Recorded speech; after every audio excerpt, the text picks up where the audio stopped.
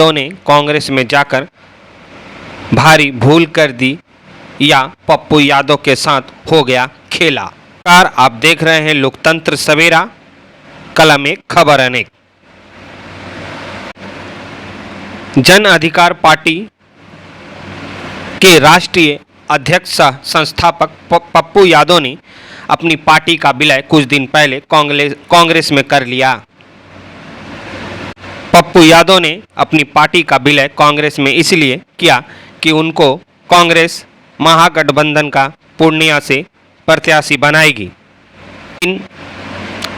अब पप्पू यादव के अरमानों को झटका लगता हुआ दिख रहा है। वो अपने आप को ठगे हुए महसूस कर रहे हैं, क्योंकि राष्ट्रीय जनता दल ने जदयू से आई बीमा भारती को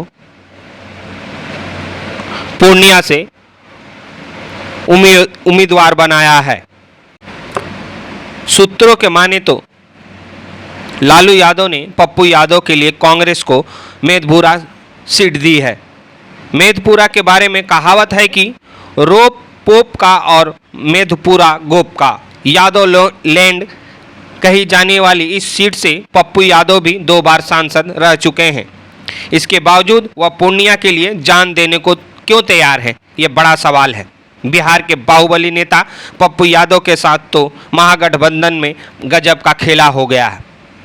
उन्होंने जिस लालच में अपनी पार्टी का कांग्रेस में विलय किया था, उसमें राजद सुप्रीमो लालू यादव ने अड़ंगा लगा दिया है और कांग्रेस आलाकमान बड़े ही असमर्थ साबित होता हुआ नजर आ रहा है। दरअसल पूर्णिया लोकसभा सीट के लिए पप्पू यादव की खुली घोषणा के बावजूद लालू यादव ने यहां से बीमा भारती को टिकट दे दिया है। इसकी जानकारी खुद बीमा भारती ने दी। उन्होंने मीडिया को बताया कि उनके पास पूर्णिया सीट से आरजेडी का सिंबल है। वो 3 अप्रैल को अपना नामांकन दाखिल करेगी। पप्पू यादव भी पीछे हटने को तैयार नहीं है। बीमा भारती को पूर्णिया से राजद का टिकट मिलने के बाद पप्पू यादव ने भी अपनी दावेदारी पेश कर दी है। पप्पू यादव ने साफ कहा है कि पूरी दुनिया एक तरफ हो जाए लेकिन वह पूर्णिया नहीं छोड़ेंगे। कांग्रेस नेता ने कहा कि वह पूर्णिया की जनता के दिल में बसते हैं। पप्पू यादव ने फिर दोहराया कि दुनिया छोड़ दूंगा लेकिन पूर्णिया नहीं छोड़ूंगा।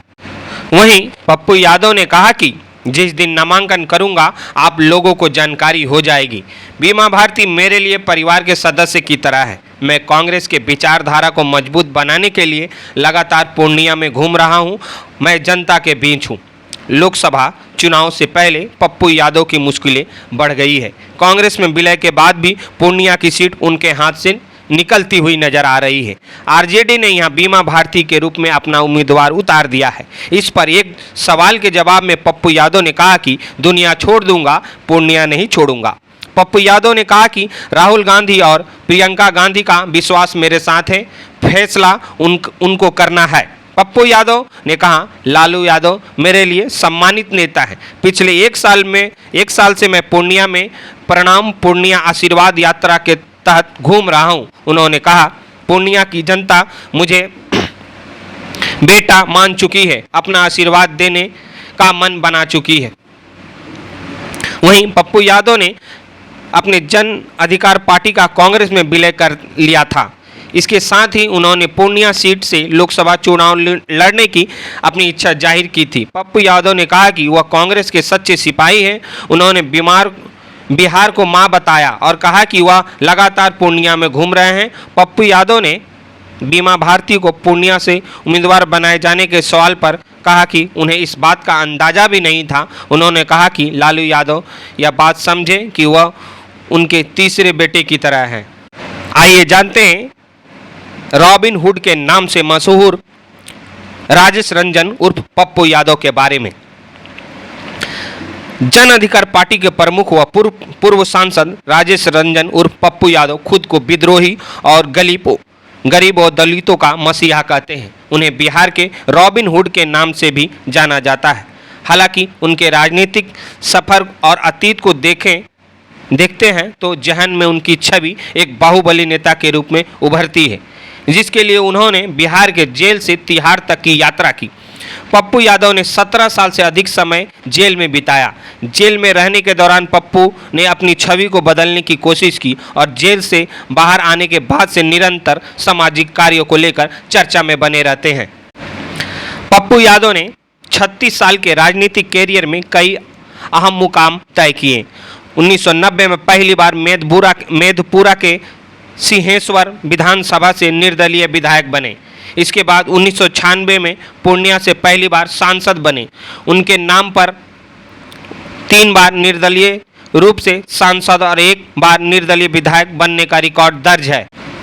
पप्पू यादव ने 2015 में राष्ट्रीय जनता दल से अलग होकर अपनी पार्टी जन अधिकार पार्टी बनाई। करीब 9 साल तक पार्टी चलाने के बाद उन्होंने 20 मार्च 2024 को कांग्रेस में पार्टी का विलय कर दिया। 2014 से 2019 के बीच लोकसभा सांसद रहने के दौरान उन्हें 2 बार बेहतरीन सांसद का अवार्ड दिया गया था।